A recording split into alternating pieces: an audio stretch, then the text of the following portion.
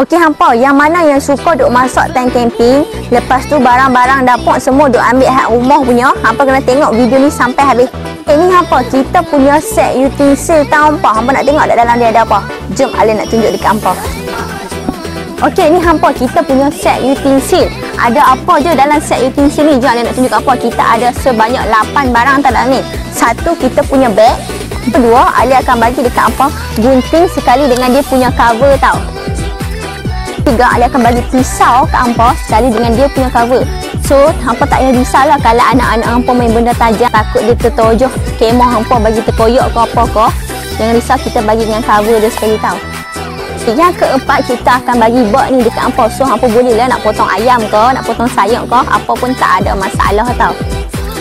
Yang kelima, Alin nak bagi dekat hampa kita punya food clip ni sekali. So, time BBQ kan, nak kali ayam takkanlah pakai tangan kan, mestilah panas. So, kita pakai food clip ni. Yang keenam, Alin nak bagi dekat hampa senduk ni. Time sejuk-sejuk duk bercamping kan, buat oden, mantap hampa. Cedok pula kuah dia dengan ni. Memang sur orang kata.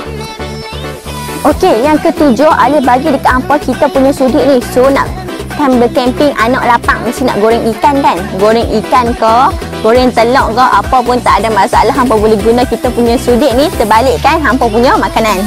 Okey, yang ke-8, Alin bagi dekat hampa lagi kita punya botol opener tau hampa, nampak? So, kalau hampa nak buka tin ke, buka botol apa-apa ketat nak mampu kan, hampa boleh guna kita punya botol opener ni tau. So, lengkaplah barang-barang masak hampa dalam ni, semua duk ada kan.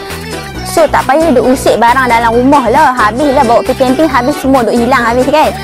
So, kalau hampa berminat, hampa boleh break dekat beg kuning dekat bawah sekarang. Jangan lupa like, follow, comment and share Alin punya video ni. So, see you hampa dekat next video. Tunggu benda apa lagi Alin nak racun hampa. Bye-bye.